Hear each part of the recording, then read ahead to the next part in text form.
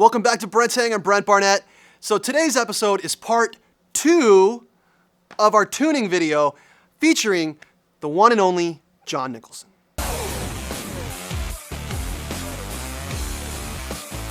We're not mic'd up like a studio, so I can more show you, and maybe you can hear a little bit of what's going on when I kind of dial them in a little bit, but this is not a studio situation, so you're going to be able to hear what you can hear, but I can just go forward from here. This is, I didn't, no additional tweakage yet.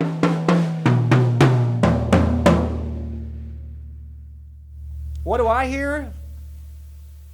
I hear a really long floor tom that's going for about 20 seconds that could probably need a little bit of fixing. I hear a little wah wah wah, a little wave in between the heads. Maybe I'll start with this drum. It's long.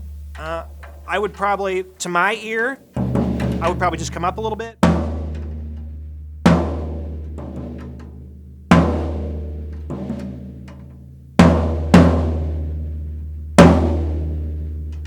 It's closer to a pure tone.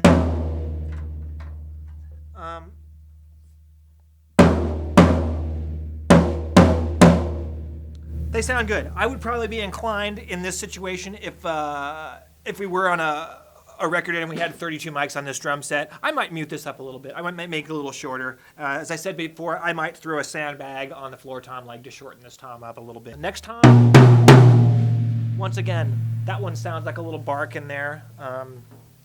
I'd try to get these even.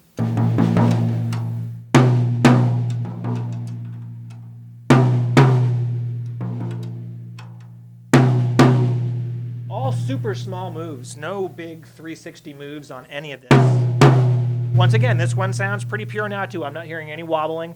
And just a side note, I know I said this before, I like to really listen. I mean, I don't know if it's because I'm going deaf and I'm 50 years old, but I get up here and I listen to this thing. When I hear it, I listen, really use your ears. And as opposed to spending 20 minutes tapping by all the lugs, use your ears and hear what it sounds. Because often you can get this thing in tune with itself and you go, oh, this is going to be great. And you wait to hit it and then you hit it and it sounds awful.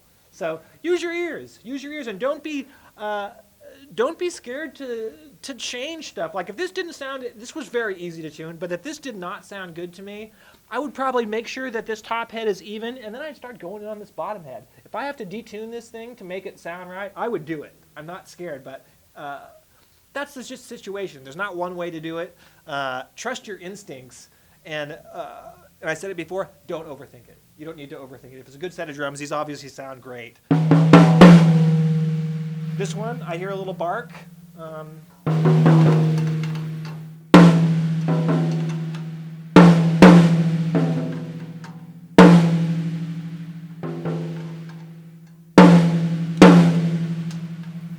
hearing a couple notes out of this drum.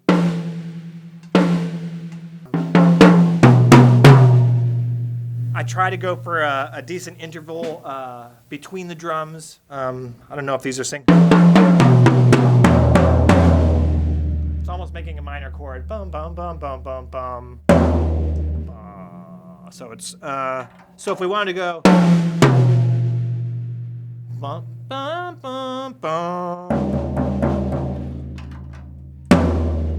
Still a little flat.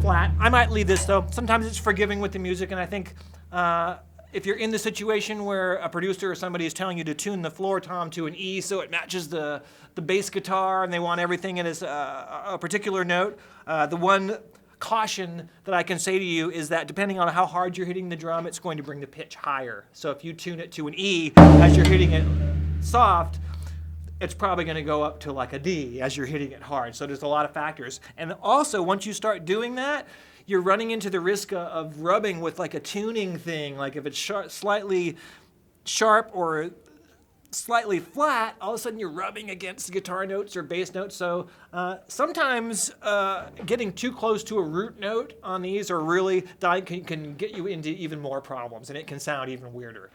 Same kind of thing with the snare drum. I usually go like on a song-to-song basis. I think there's more wrong notes than right notes on the snare drum, and there's certain notes that fit in the key of the song. So when you're tuning a snare drum to, it's the same kind of thing I do on a song-to-song basis. And just make sure that they're all pleasant notes and they're not, you're not getting a big rub anywhere.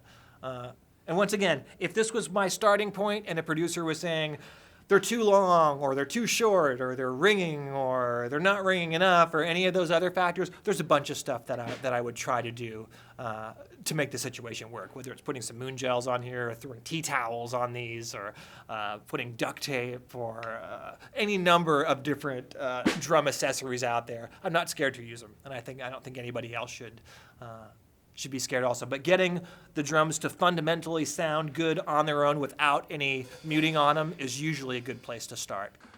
Well, that's it for today. Thanks for watching.